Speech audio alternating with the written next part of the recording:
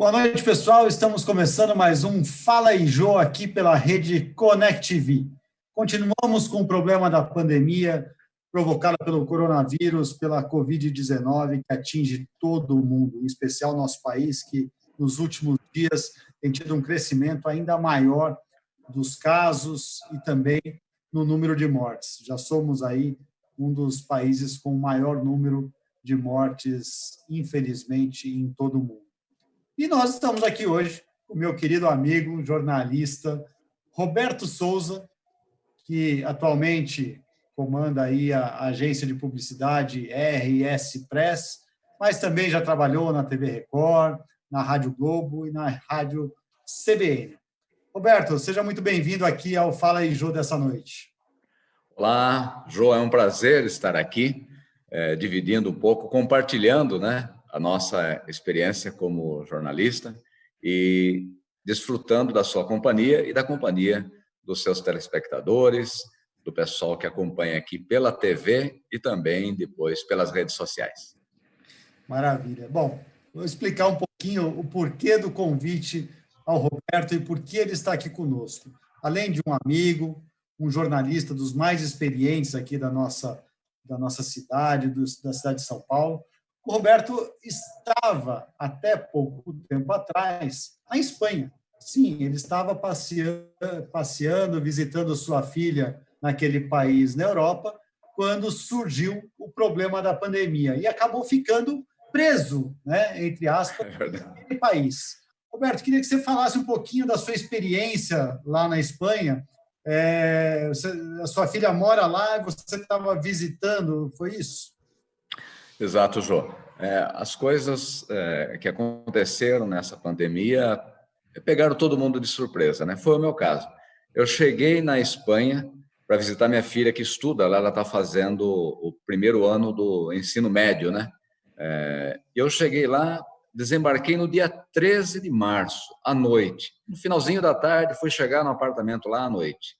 No outro dia, amanhecer, dia 14 de março, com uma determinação do governo de que estava todo mundo de quarentena, enclausurado. Não podia sair, as aulas foram suspensas, tudo foi... a cidade virou uma cidade fantasma. Eu estava em Valência, que é uma cidade relativamente grande para os padrões da Europa, né? Fica na parte sudeste da Espanha, tem mais ou menos uns 700 mil habitantes, e, de repente, você tinha a ordem ou a permissão de ir só no mercadinho, lá também diferente aqui da nossa estrutura no Brasil. O mercadinho, tem mercadinhos nos bairros, né? Então você não precisa andar muito para fazer compra. Você tinha a autorização de ir só no mercadinho e, mesmo assim, precisava estar com a sacola vazia ou com a sacola cheia ou ir até a farmácia. Daí você teria que mostrar ou a receita ou o remédio. E lá a ordem é cumprida, a polícia passa, tanto a polícia local, como se fosse a nossa Guarda Civil Metropolitana, como a Guarda Nacional, todo mundo fiscalizando. Então, você não podia dar bobeira, não. Falar, não, eu vou sair ali, vou fazer uma caminhada, não. E assim foram 42 dias. Imagine você, lá num apartamento, sem poder botar a cara para fora, só para ir até a esquina fazer compras, e sem perspectiva nenhuma. A minha filha estava tendo aula pela internet, e também sem nenhuma informação se iria voltar para a escola. Agora já sabe que não vai mais voltar para a escola, porque lá o ano letivo termina no fim de junho, o ano letivo começa em agosto ou setembro e termina em junho. E eu sem saber, porque eu fui lá para passar 10 dias, e sem saber quando voltar. Nenhuma companhia aérea estava fazendo voo. Foi daí, então, que surgiu, por acaso, a informação de que ia ser oferecido um voo de repatriação, porque centenas de brasileiros estavam na mesma situação que a minha. Eu ainda tinha a sorte de estar nesse apartamento onde minha filha está morando, com uma família de amigos, né? É o casal e mais a menina que estudou aqui em São Paulo com ela durante 5 anos. Então, éramos em 3 da família dela, e mais a minha filha e eu. Bom, aí tudo tranquilo. Você não tinha custo extra, tal, mas eu fiquei depois sabendo dos brasileiros que não tinham mais nem saldo em cartão de crédito para pagar o hotel ou pagar apartamento alugado pelo Airbnb, e nem também condições de resolver o problema da comida, porque tudo bem, você pode comprar no mercado, mas os restaurantes estão fechados. Então, se você está num hotel onde o restaurante do hotel está fechado, como é que você vai comer? Era uma situação assim desesperadora. Aí, o Ministério das Relações Exteriores ofereceu esse voo de repatriação, que saía de Madrid, saiu de Madrid no dia 25 de abril, então eu consegui voltar. Minha filha ficou lá, imaginando que poderia ter a chance de retornar para a escola, para rever os amigos, se despedir dos professores e dos amigos, mas agora, antes de ontem, eu fiquei sabendo que não vai ser possível retornar mais para a escola. Então, foi um aprendizado duro, essa prisão albergue, digamos. E me fala uma coisa, Roberto, porque assim, a tua filha está fazendo algum tipo de intercâmbio ou ela tinha ido para fazer o ensino médio completo lá? Já estava tudo programado para incluí-la no intercâmbio agora em junho, né? No meio que também não daria certo por causa da pandemia. Mas como surgiu uma oportunidade dela estudar lá, fazer o ensino médio lá, porque essa família, um amigo meu que é oficial da Marinha, capitão de mar e guerra da Marinha, se aposentou e foi morar lá. Ele, a mulher e a filha, que estudou com a minha filha aqui em São Paulo. Daí ele convidou, olha, ela vai estudar numa escola britânica, numa escola internacional, e se você autorizar. Então, aí deu certo, ela foi, fez o primeiro ano, iria fazer o segundo e o terceiro ano, mas nós decidimos trazê-la de volta, agora assim que der, vamos trazê-la de volta, e ela vai completar o segundo e terceiro ano numa outra escola britânica, que é da mesma rede dessa escola lá em Valência, para fazer o ensino médio aqui e depois tentar uma universidade fora pelo sistema britânico, né? Entendi. Bom, então ela vai continuar os estudos, mas aqui em São Paulo, uma escola da mesma rede. Deixa Exatamente. Eu te falar uma coisa. Você comentou em relação às saídas, né? Aqui a gente tem assim um tipo de isolamento, distanciamento que tem sido bem criticado por alguns, outros acham até que é pouco. É totalmente diferente de lá, né? Porque pelo que você falou, lá você só podia sair para as necessidades básicas, vamos dizer assim, comprar ou comprar remédio. Aqui a gente vê que tem muita gente que está meio que achando que está de férias, né? Ele sai para a rua, caminha, passeia, anda de bicicleta. A gente vê, às vezes, até esses dias eu estava passando com o carro na rua de casa, vindo, né, para o trabalho, até para explicar, minha esposa tem um restaurante, então ela continua trabalhando num serviço essencial, fazendo o delivery, né? E nós temos visto, assim, vai fazer alguma compra para o restaurante, a gente vê que as ruas, os supermercados estão lotados, acabou virando, parece até que o supermercado virou uma espécie de shopping center, né? Onde as pessoas vão se distrair. E, ao mesmo tempo, a gente vê as pessoas reclamando das atitudes dos governos em relação ao distanciamento, falando que acha que podia estar mais liberal e etc. Então, você traz uma realidade que é totalmente diferente e rígida, né? Por exemplo, aqui o pessoal, mesmo estando em home office, em aulas virtuais em casa, os alunos, seja de escolas regulares ou seja de universidades, o pessoal tem tido uma vida praticamente normal. Às vezes parece até que está de férias, né? Está passeando e etc. A única coisa que não estão fazendo é indo viajar, né, nos feriados, porque acaba as próprias cidades, por exemplo, de litoral, estão com restrições, acho que até maiores do que aqui na capital, né? Qual é a diferença que você tem visto entre uma situação e outra, agora que você está aqui, e também uma coisa, entre o comportamento das próprias populações, né? Tanto a população brasileira aqui, que alguns acham até que é briga política, e a situação de lá, onde as pessoas realmente levaram a sério e já começam a retomar a vida normal, né? Exato. Você lembrou muito bem, Jô, sobre a diferença de comportamento entre os dois povos, né? Só para você ter uma ideia, no dia 14 de março, quando começou a quarentena, o isolamento, as pessoas respeitaram integralmente. Claro que tinha um policiamento muito grande, tinha multa, as pessoas que não tinham justificativa por estar nas ruas poderiam receber multas começando em 600 euros, aproximadamente R$ 3.500 de multa, e aqueles que resistiam, obrigavam com a polícia, eram presos, eram detidos e enfrentaram problemas depois, né? Mas deu para notar, principalmente em Valência, que a população respeitou até chegar o feriado da Semana Santa. Quando chegou o feriado da Semana Santa, o governo todo dia dava uma coletiva, como aqui, né? E quem assumia as coletivas lá era e ainda é o primeiro-ministro Pedro Sanches, que lá é chamado de presidente do governo. Então, ele falou claramente, olha, vocês não devem, não podem, primeiro ele falou não devem, depois não podem, já era uma determinação, ir para a sua segunda casa. Eles não chamam casa de praia, nem casa de campo, né? Segunda casa, não pode ir. As estradas estarão bloqueadas.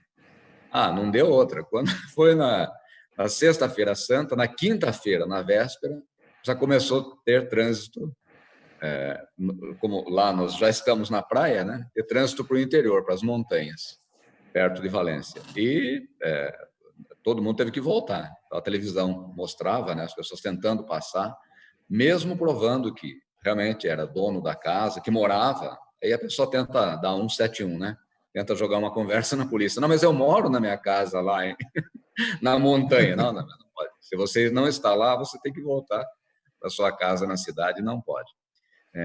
Então, houve digamos, um aceite da população pelas novas e duras regras de convivência, de isolamento, né? Mas também aconteceram os excessos, principalmente em Madrid, paradoxalmente, onde estava o maior número de casos de infectados e de mortos, né? As pessoas enfrentaram a polícia. Você sabe, o sangue espanhol também é forte, né? Na resistência. Então, saíram, tanto é que foram aplicadas 15 mil multas, que variavam de 600 euros até 3 mil euros, conforme o caso, né? Então, foram muitas multas. Mas, de uma maneira geral, as pessoas... tinha mais uma condição também. Com o cachorrinho, você podia dar uma volta no quarteirão. Então, teve bastante gente que emprestou cachorro lá, né?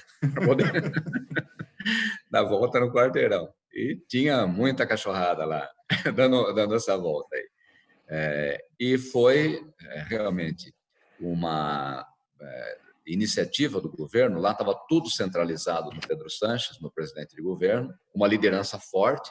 Ele chamou o Congresso, chamou as lideranças, os políticos, e lá é muito forte. São muito fortes os conselhos, né? Os conselhos comunitários. Então, os conselhos das comunidades, por exemplo, Valência, da comunidade de Valência, depois tem a comunidade catalã, em Barcelona, tem a comunidade do País Basco, ao norte, ao noroeste, e eles participavam dessa coletiva, e foi por causa dessa seriedade, digamos assim, e do aceite junto à população, que depois do pico, onde chegou a ser registrado um número absurdo de 900 mortes por dia, aí começou a cair, e agora nós estamos numa curva totalmente diferente. Na Espanha está caindo até 200 mortes por dia, está indo um pouquinho menos de 200 conforme o dia, e no Brasil está subindo 200, 300, já vai, não se sabe até onde vai chegar o pico, né? Como em muitas cidades, lá também foram montados hospitais de campanha para atender principalmente os casos mais graves, com a montagem das UTIs. E o mesmo drama que a gente sente agora aqui, eles sentiram lá, com a falta de equipamentos, a falta de UTIs, a falta de médicos, que muitos médicos também ficaram doentes, e não teve muita solução não teve muito o que fazer até o 15º dia. Depois, eles começaram a receber uma ajuda muito importante, que a Itália também recebeu, da Alemanha. A Alemanha que registrou um número muito pequeno, porque tomou a providência do confinamento, todo mundo ficou em casa com bastante antecedência. Então, a Alemanha passou pela pandemia de uma forma muito bem controlada, de uma forma muito bem planejada. Então, com a chegada dos equipamentos e dos médicos alemães, a Espanha pôde ter um suspiro. E o número de casos bastante alto na Espanha está ligado também ao fato de a população ser muito idosa, né? A Itália também, o número de idosos é muito alto, na Espanha também, e isso, então, impressionou logo no começo, com um grande número de mortos, principalmente em casas de repouso, em asilos, que é o que está acontecendo também em algumas cidades aqui no Brasil. Eu não sei se em São Paulo tem muitos casos, mas na cidade de onde eu vim, onde moram meus pais ainda, lá em Piracicaba, só em um asilo metade dos hóspedes lá morreu de um dia para o outro, né? Então, os asilos hoje têm que ter uma atenção muito especial. E o vírus foi transmitido por um enfermeiro que insistia em trabalhar e ninguém tinha tomado muita providência, no caso lá de Piracicaba, e aí só um enfermeiro infectou pelo menos aí 10 idosos que não resistiram, metade não resistiu ainda, né? Muito triste, né, Roberto? Bom, uma situação... o papo tá bom, é super interessante. A gente já volta, vamos fazer um pequeno comercial e daqui a pouquinho a gente volta com o Fala aí, Jô, dessa noite, com o jornalista Roberto Souza, que acaba de voltar da Espanha, depois de passar um tempo lá e sem conseguir retornar ao Brasil em virtude da pandemia. Até já!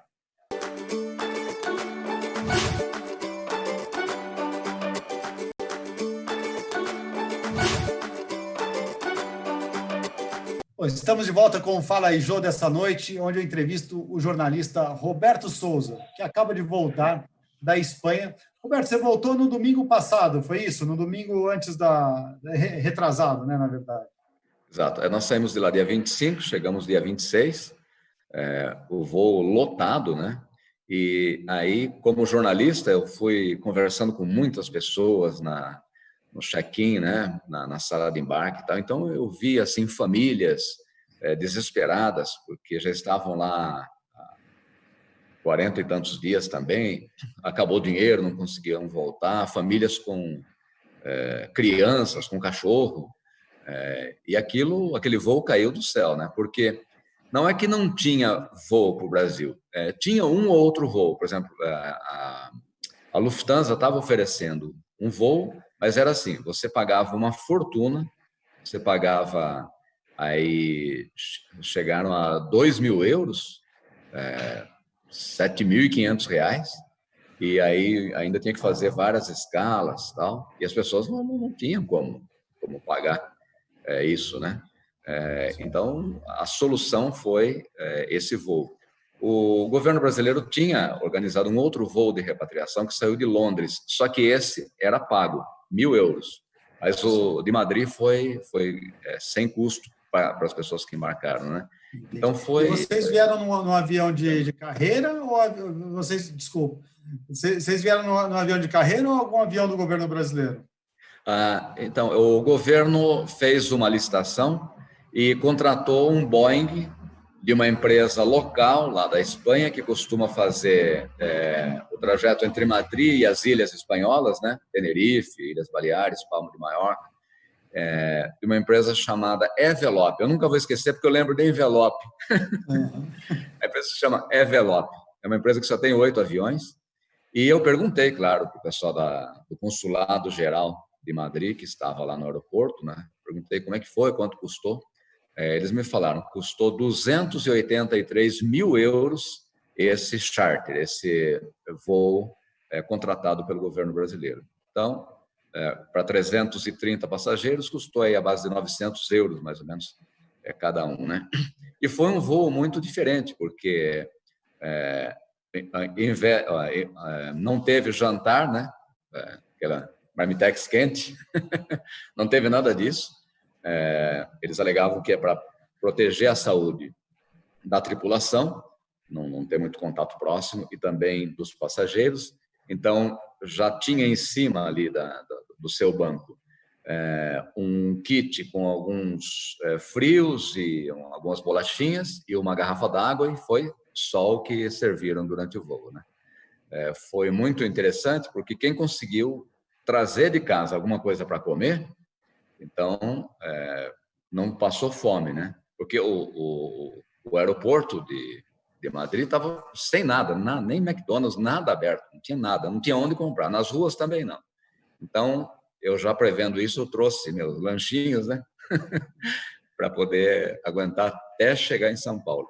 E eu encontrei pessoas lá, Jô, no aeroporto, que chegaram um dia antes, que não conseguiram outro meio para chegar em Madrid, foram escolhidos ou foram aceitos nesse voo, chegaram um dia antes e ficaram lá sem comer nada. Só tinha essa água de maquininha, né? E as máquinas que vendiam aqueles porcaritos, mas as máquinas já estavam vazias também. Então, foi uma situação muito diferente que eu vi e vivi lá, até embarcar no aeroporto de Madrid, né?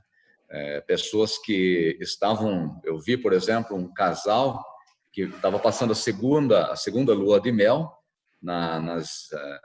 em Palma de Maiorca, e aí não conseguia nem chegar até o continente, chegar até Madrid para pegar esse voo. Daí pagaram uma fortuna para um voo de uma companhia pequena lá, tal, e conseguiram chegar. Mas esse casal, no caso, ficou 24 horas dentro do aeroporto, vazio. E o pior, a administração do aeroporto não colocou nada para o pessoal dormir. Porque, por exemplo, na Alemanha, em Frankfurt, toda vez que tem algum problema desse, greve, a administração põe um monte de macas, assim, como se fosse maca mesmo, para as pessoas dormirem, né, no aeroporto. Lá em Madrid, além de não ter colocado isso, os bancos têm aquele encosto para o braço, não é banco assim, com espaço para você deitar, né? Tem o encosto. E aí as pessoas, então, mais ou menos, muita gente chegou pela manhã para esse voo que saiu à noite, às 11 da noite, umas 100 pessoas chegaram pela manhã e tal, e deitaram no chão.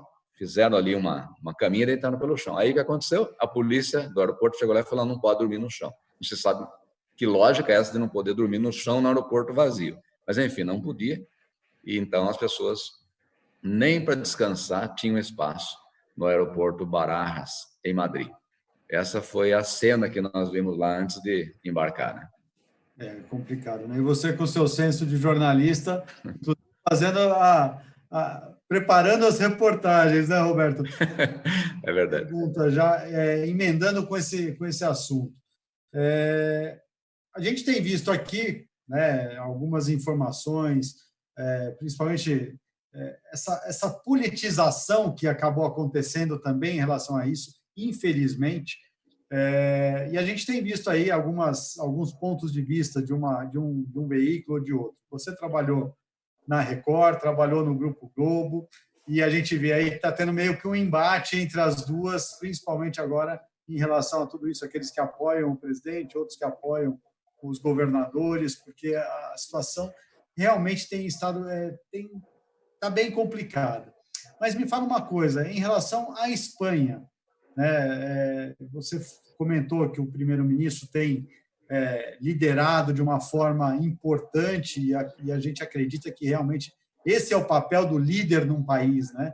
É o que está acontecendo também, por exemplo, na Alemanha e tantos outros lugares. E me fala uma coisa, como tem sido lá na Espanha o comportamento da imprensa em relação à pandemia? Diferente aqui do nosso país, não está tendo divulgação ou comportamento dúbio, né? Lá não.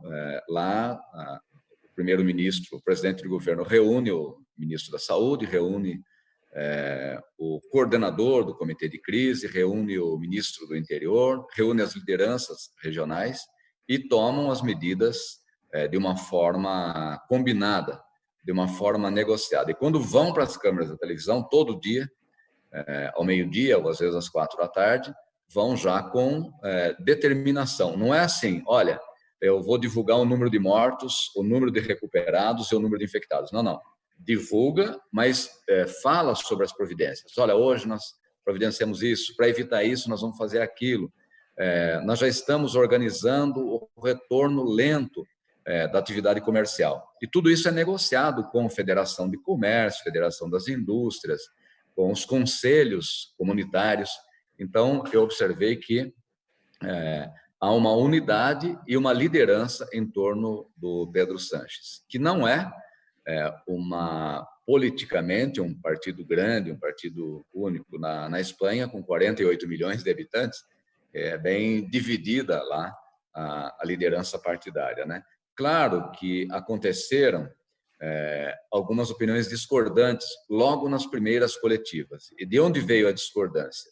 Das lideranças do País Basco, que a gente sabe que eles estão sempre em choque com o governo, e principalmente da região da Catalunha, de Barcelona, que todo mundo acompanha, que é uma região que sempre tenta se separar da Espanha. Há um movimento separatista muito grande lá, assim como tem também no País Basco. Mas o que aconteceu? Depois da segunda, eu assistia a coletiva todo dia, né? Imagina, confinado no apartamento, eu tentando fazer um home office, trabalhar pela minha agência lá, mas também de olho na televisão, né? Eu vi assim, lá pela terceira reunião, já houve a seguinte fala daqueles que não concordavam muito com o governo central. Olha, nós temos algumas divergências, mas até o fim da pandemia estaremos juntos. E quais são essas divergências? Divergências porque queriam mais equipamento para aquela região, divergências não político-partidárias, ou que estivessem relacionadas à vaidade. Não, eles queriam um aporte maior de equipamentos, de médicos, queriam mais dinheiro para compensar a falta de trabalho das pessoas e também os compromissos das pequenas e médias empresas. Foi nisso aí. Mas até agora, ontem, por exemplo, havia uma união, ou seja, os partidos, lideranças políticas dos partidos que não estão no comando pensam, na Espanha, né, na população e não só neles próprios. Isso aí ficou bem evidente. E evidente de que o isolamento em casa é a solução, não tem outra forma de evitar o aumento do número de contaminados e mortos, né? Então, isso ficou bem claro até hoje lá. Dá para ver que as pessoas estão fazendo, né, em grande parte do mundo, estão sentindo a necessidade dessa preservação da vida, né, Roberto? A vida acima de qualquer outro assunto, né? É verdade, João. Mas, infelizmente, a gente percebe que as pessoas só acreditam que o assunto é grave, que o vírus mata, quando as pessoas começam a morrer perto, né? Morre um familiar, morre um parente, um colega de trabalho. Aí as pessoas caem na real, só que daí já é tarde, porque você sabe que cada pessoa infecta outras 3 ou 4, infecta outras 3 ou 4, que vão infectar de uma forma algorítmica centenas e milhares, né? Sim, e aí às vezes já é tarde, né? Às vezes, inclusive, a comunidade toda daquela pessoa já está infectada, né? Os familiares, vizinhos e etc. Então, isso que a gente precisa ter bem em mente, né? Mas, assim, para a gente finalizar aqui, porque o nosso tempo está chegando ao fim, parece que não, mas o tempo passa rápido, né? Já estamos quase com o tempo do horário. O que de mais importante você traz dessa experiência?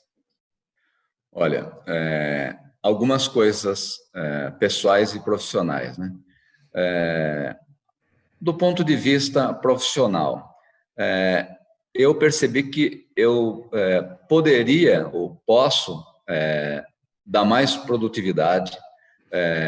Eu poderia antes aprender coisas que eu fui obrigado a aprender. Por exemplo, usar da forma correta as redes sociais, ou da forma melhor, o LinkedIn, por exemplo. Então, eu me vi numa situação, eu não tinha um telefone para ligar para todo mundo, para telefone fixo a toda hora, né?